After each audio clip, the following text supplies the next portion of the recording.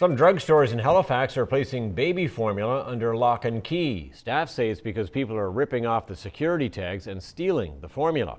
The thefts come as baby formula prices soared higher than inflation last year, and shortages continued to be a problem. Lesley Frank is Canada's research chair in food, health and social justice at Acadia University. So, Ms. Frank, how common is it to see baby formula under lock and key in a drugstore? Well, it's the first I've actually heard of somebody citing it under lock and key, like behind glass. But it actually has been occurring for several years across Canada in different locations. So I even started noticing it probably about 5 years ago in Toronto.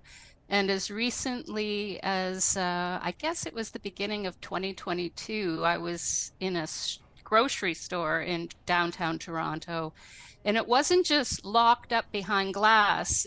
There was security surveillance, like officers hovering around the formula aisle. And as we know, it's beginning to appear under lock and key in this province as well. It's a hot commodity to steal because it's getting more expensive. Why is it so expensive?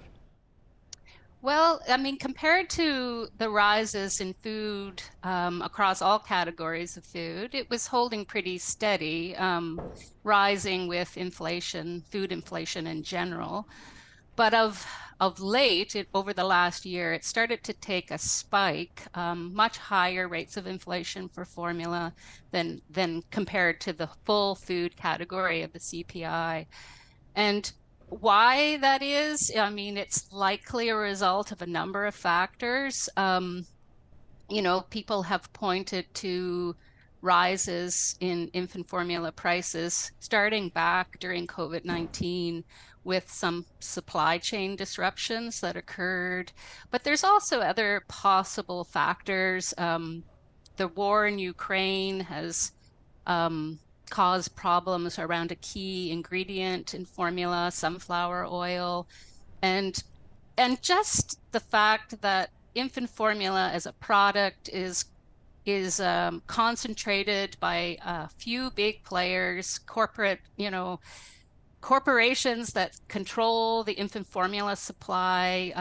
Canada imports 100% of its infant formula, so we are subjected to whatever happens in that marketplace. And there's also been recent sort of supply shocks, of course, in North America. So we've had plant closures, contamination that's really set the industry in a spiral. And we certainly noticed that here in Canada as a result of a plant in Michigan in the early 2020. And all of this driving the cost up, presumably some of the reasons behind that. And some people obviously feeling like they have to steal this, they need it. What does that tell you about the face of poverty right now?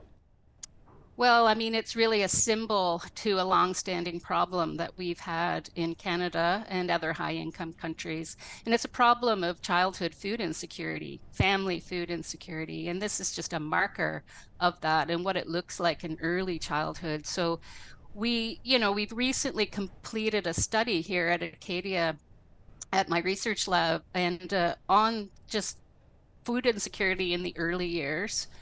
And stealing infant formula is certainly one of the indicators that popped up in that survey data. We talked to 1,500 families in Nova Scotia through this survey, and 31% of those families, and they all had a baby, were food insecure.